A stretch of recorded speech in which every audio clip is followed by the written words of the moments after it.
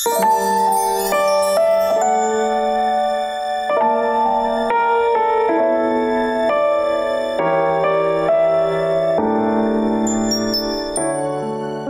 wala na. Iniwan na talaga ako ni Lara. Patay na siya. Ang gagawin ko, hindi ko kaya. Sana mamatay na lang din ako. Alam ko masakit ang nararamdaman mo. Pero darating ang panahon, malalampasan mo din lahat ng yan. Nasasaktan din ako dahil mahal kita. Gagawin niyo sa akin! Dito ka lang pala eh. Itawan niyo po ako. Di ko po kayo kilala. Bakit? Natatakot po ako sa kanya. Ano naman takutin ng anak ko? Ako ang mami niya. Hindi ka niya kilala. Napapaliw ka na ba? Ophelia! Nagpunta na kami ni Janela dun sa farm. Ang sabi ni Oscar di na daw babalik ang mag-asawa. Dumiretso na sila papuntang Amerika. Mga demonyo sila! Ate! Mga demonyo! Tama na! Dinala lang ni Andrew sa psychiatrist si Ophelia. Nababalo na si Ophelia. Nasabi ko na nga ba Sado kasi minahal ni Ophelia itong anak-anakan niya. Hindi na nagtira para sa sarili niya. Ano sabi ng doktor? Nervous breakdown lang daw naman yun. Kailangan lang daw ng gamot at alaga. Handa akong gawin lahat para lang gumaling si Ophelia. Balik ka pa rin. Isa kami bisita! Hindi mo ka babalik dito. Alis mo ko! Ganda na. Ay, nagandaan ko na pag-ahasan to. Uy!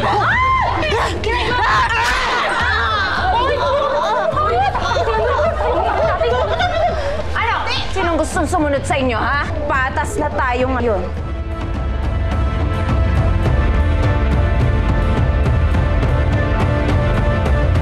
Sir, dating gawi ho kay Janet.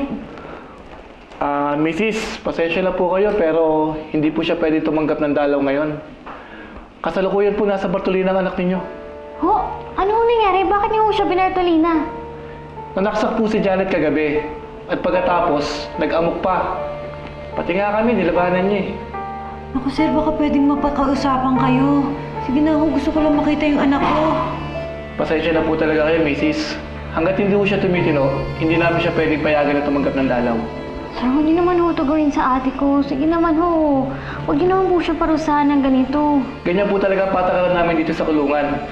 Kapag hindi kami nagpatupad ng disiplina, malamang baka magpatayo na yung mga preso na yan. Kung hindi nila nilayo si Lara, hindi din magkakaganito ang ate mo.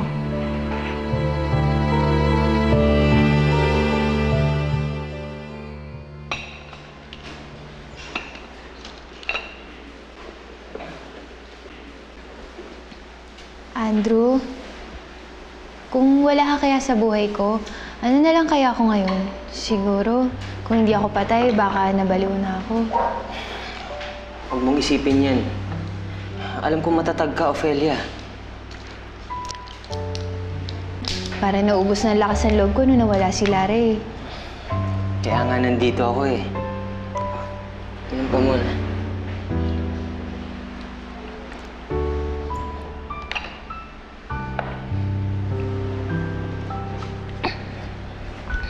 Andrew, maraming salamat ah. Ako ang dapat magpasalamat sa'yo. Dahil nagtiwala ka sa akin. Tinanggap mo ako sa buhay mo. Alam mo, Ophelia, kung may babalik ko lang yung dati mong saya at sigla, wala na akong hihilingin pang iba. Kaya, Ophelia, magpakatatag ka. Mahal na mahal kita. Magpapagaling ako, Andrew. Pangako ko sa'yo, hindi masayang ang lahat ng sakripisyo mo para sa akin.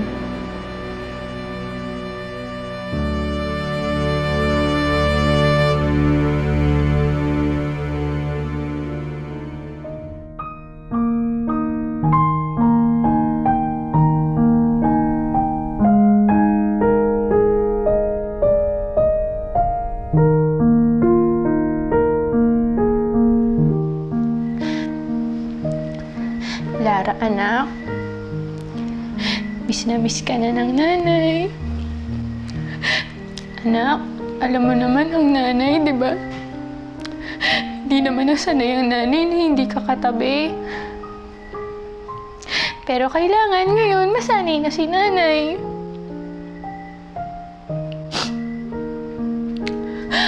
anak. Miss na kita eh.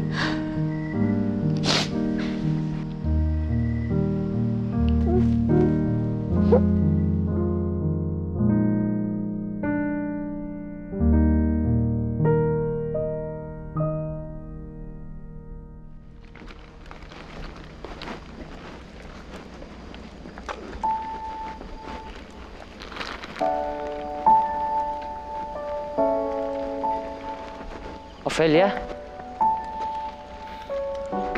Ophelia, hindi mo naman kailangan gawin to eh. Kung hindi ko to gagawin, baka hindi ko na magawa kailanman. Pero Ophelia, baka nabibigla ka lang.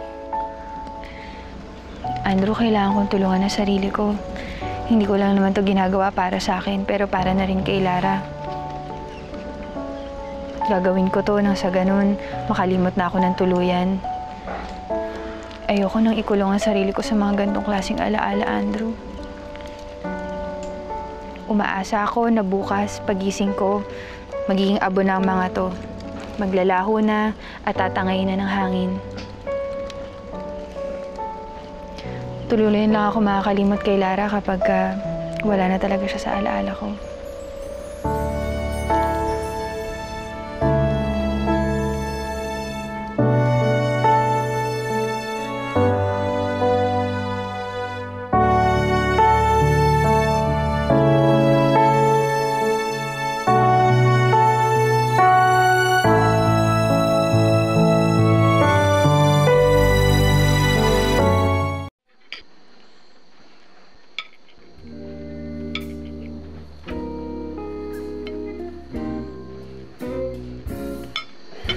Are you okay?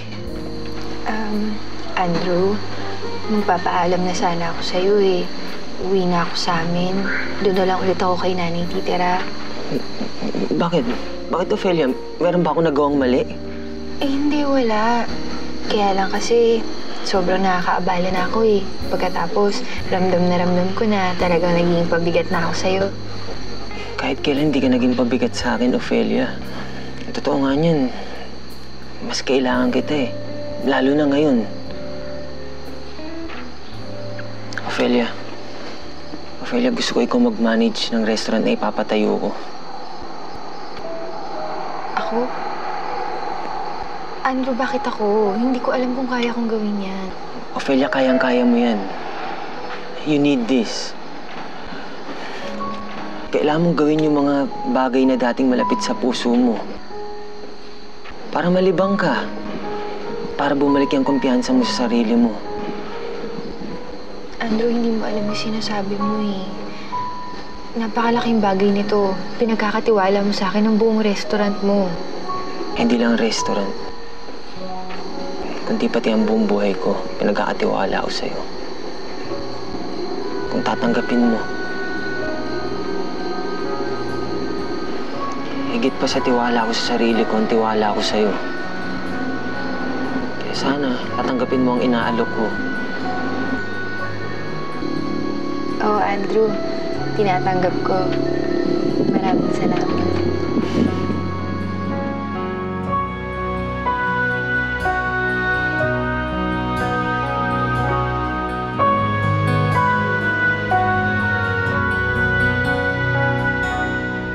Kung may kailangan pa po kayo, patawag din na lang ako. Salamat po. Sige ah.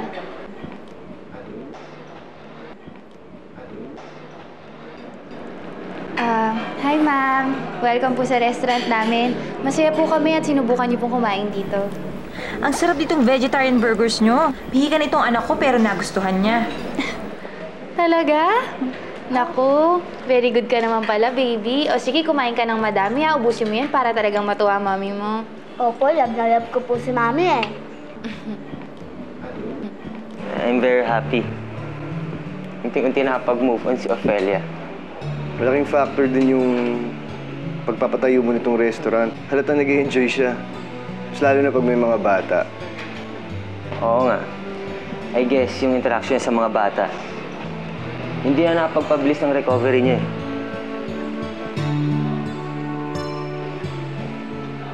Naku, alam mo, ang bait mo talaga. Ganito, Sabihan mo ako kapag kaubos mo na yan, ha? Tatawagin ko yung waiter, sabihin ko ilabas nila yung yogurt. Naku, bestseller namin yun. Tweet ko na sa'yo. Po. Sige.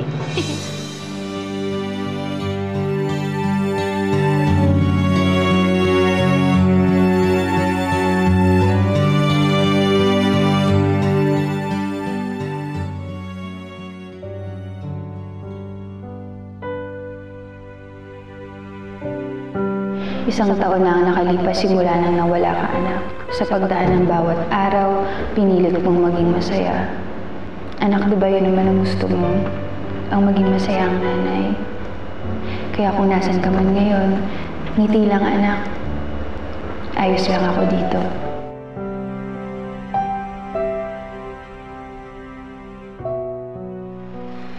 I want to give Ophelia all the happiness in this world. Ngayon nakapagbabanglok sana siya kay Lara. Siguro, yan na yung panahon para iyahin ko siya magpakasal. It's about time, pare. Tagal mo rin niligawan yun, di ba? Oras na rin siguro magkapamilya kayo. Sa palagay ko, handaan na rin si Ophelia yung magka-anak muli.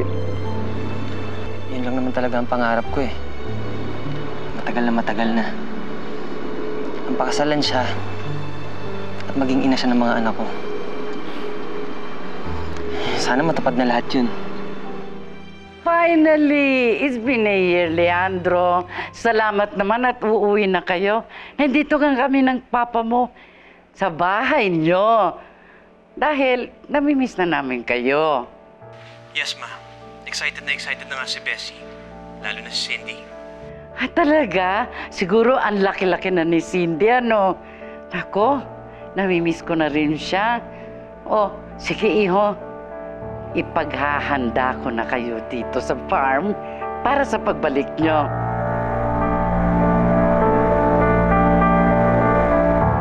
Sir, basta ito po yung cue ninyo, ah. Kapag tumunog na po yung violin, pwede na kayo lumabas nun. Yung girlfriend niyo ba, ano oras po dadating? Wait lang, check ko lang siya sa labas. Sige, kapapahuli, sir, ah. Sige.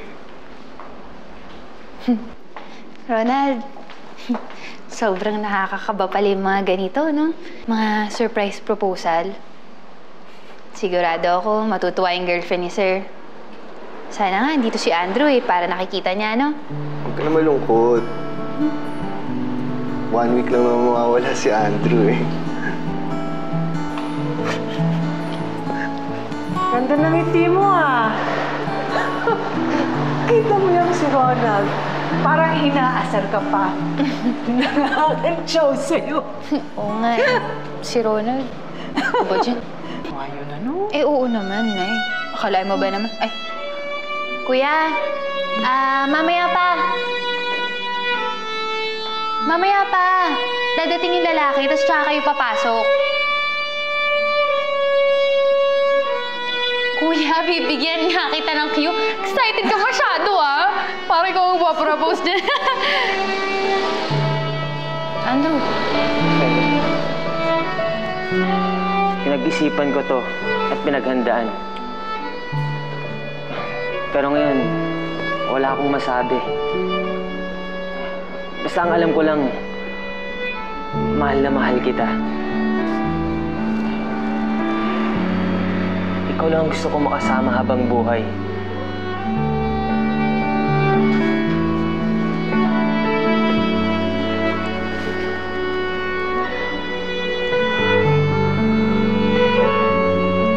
Will you be my wife?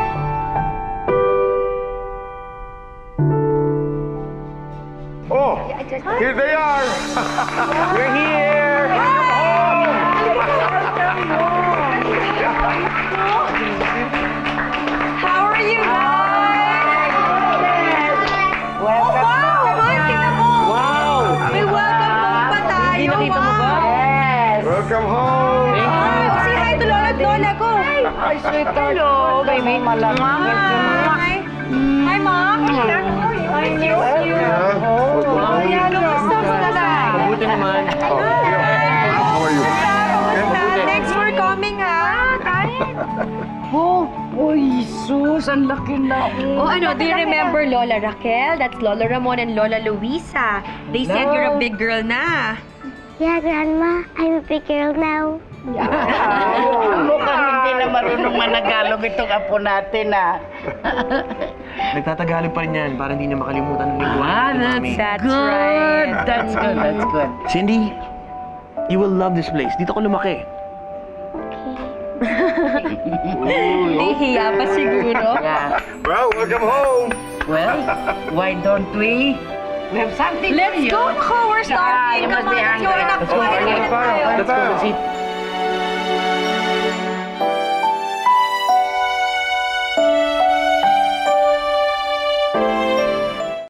Buti naman tinanggap mo si Alexei ni Andrew. Saan pa ba pupunta yung relasyon nyo? E di sa kasalan din. Gusto ko rin kasi na magtuloy-tuloy na po yung pagbangon ko eh. Kaya pumayag na rin akong pakasala kay Andrew. Pero dapat makasal kayo sa lalong madaling panahon para mabuntis ka kaagad. Ho? Nay, ayoko na po kasi magkaanak. Ano ayaw mo na?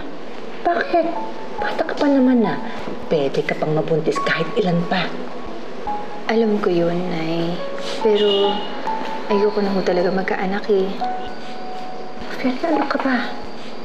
Kaya ka na magkaasawa para bumuo ko ng pamilya. Tapos sasabihin mo sa akin, ayaw mong magkaanak. Okay lang yun, Nay. Maintindihan naman ni Andrew yun eh. Magiging masaya naman kami kahit kaming dalawa lang.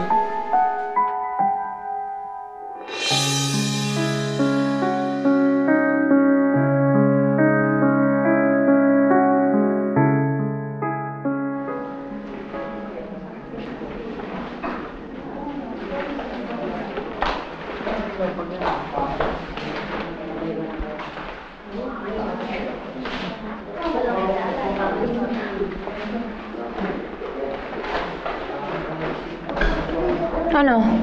Ano na naman kailangan mo? Ate, halos araw-araw ka namin dinadalaw ni Inay dito. Pero ayaw mo naman kaming harapin. Dahil lahat kayo walang silbi. Mula sa asawa ko na iniwanan ako, hanggang kila Leandro at Bessie na tinakbo ang anak ko, at ikaw, kayo ni Ofelia, ang pasimuno ng lahat ng paghihirap ko. Mga salot kayo. Ginawa niyong impyerno ang buhay ko!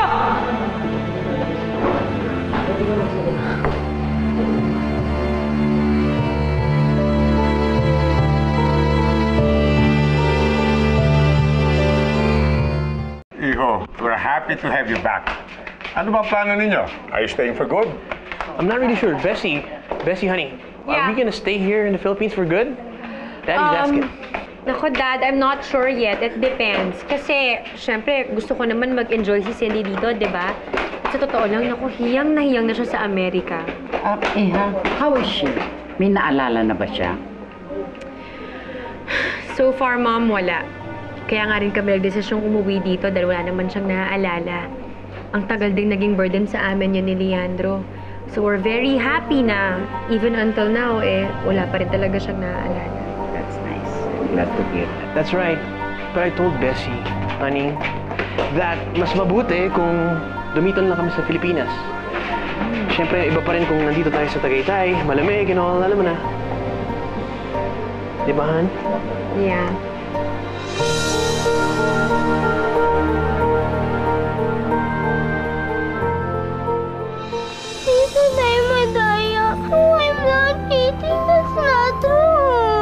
Sinabihan ng madaya, hindi naman totoo yun. At isa pa, di ba mas matanda ka sa kanya? Dapat di mo siya pinapatulan.